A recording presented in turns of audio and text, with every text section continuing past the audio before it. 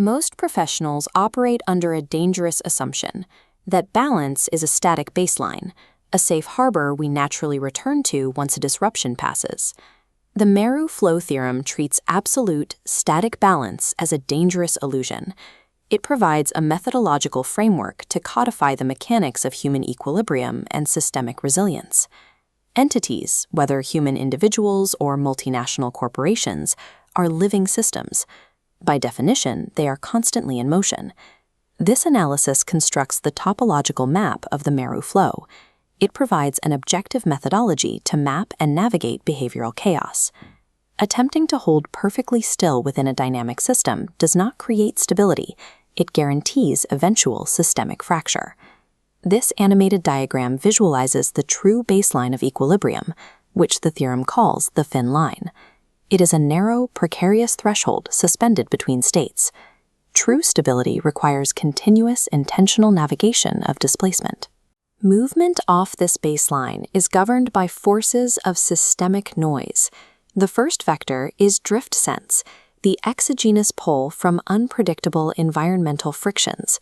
The second is directional sense, the endogenous push from internal psychological drives or innate distress signals. We cannot eliminate these external pressures or internal drives. Survival requires shifting our focus from resisting the noise to structurally navigating the displacement it causes. This one-dimensional map expands into two-dimensional space when displacement forces an entity into one of two distinct operational zones. The zone above the baseline is the horizon of control.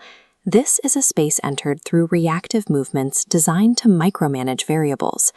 The fatal flaw of the control zone is that excessive movement here leads to systemic rigidity.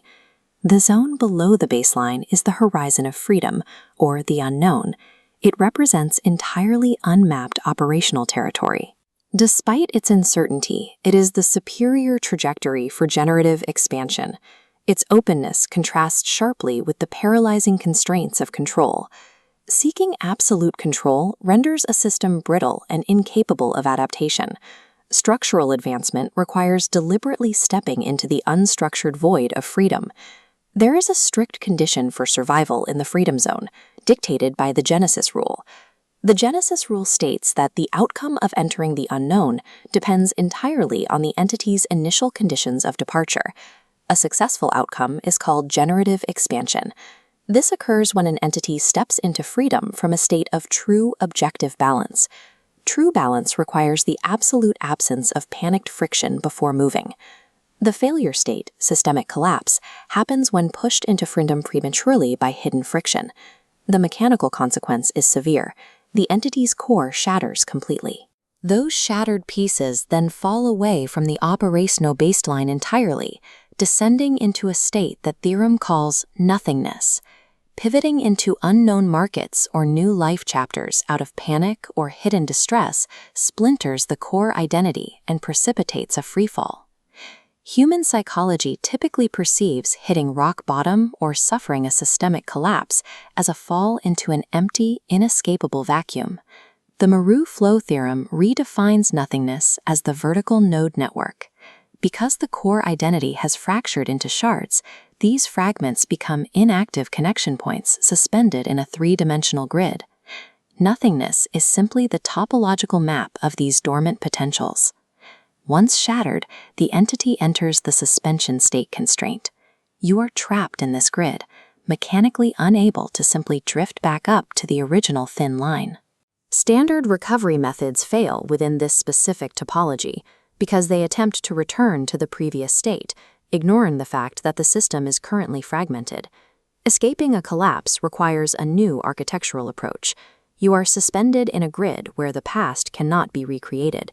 It must be rebuilt from the available shards. To escape, the system must employ the mechanics of ascent via a process called multidimensional activation. This involves linking isolated achievements across different disciplines to rebuild the fragmented foundation. Recovery begins by securing small achievements. The critical rule is variance. They must occur across unrelated domains, health, finance, or creativity, to prevent fragility. Activating diverse nodes weaves a structural scaffold. This iterative process scales, allowing the entity to climb out of nothingness. Ultimately, true resilience is built through the calculated, diverse activation of micro-achievements that weave an anti-fragile safety net. From theoretical blueprints to field applications, the Meru Flow operates across micro, meso, and macro scales. Consider a mesoscale scenario, a startup founder facing intense directional sense, feeling the internal drive to pivot the company into a new market. Recall the Genesis rule. If the founder pushes the corporate structure into the freedom zone out of panic, it causes systemic collapse. The structural solution here is temporal navigation. This is the process of identifying a stable anchor from the past to secure your position before moving into the unknown.